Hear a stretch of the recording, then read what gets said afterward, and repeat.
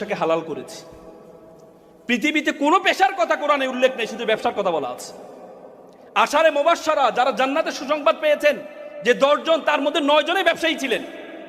আল্লাহ রাসূল নিজে ব্যবসায়ী ছিলেন, তার ওয়াইফ ব্যবসায়ী ছিলেন, তার 4 খলিফা ব্যবসায়ী ছিলেন। তার মানে আপনি ব্যবসায়ী হওয়ার জন্য এত হীনমন্যতা ভোগেন কেন? হীনমন্যতা ভোগেন কেন? আপনার সবসময় মনে করেন টাকা লাগবে, ব্যবসার টাকা ছাড়া তো ব্যবসা হয় না। না, যারা বড় বড় ব্যবসায়ী হয়েছে তাদেরকে জিজ্ঞেস করে দেখেন তারা কত টাকা দিয়ে শুরু করেছে। তারা কত টাকা দিয়ে শুরু করতে জিজ্ঞেস করে দেখেন। পৃথিবীতে সবসময় টাকা লাগে না ভাই।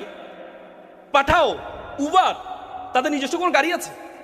গাড়ি আছে, একটা গাড়ির মালিক তারা, কিন্তু লক্ষ লক্ষ গাড়ি। পৃথিবীর যে দেশে যাবেন উবার আপনার অ্যাক্টিভ।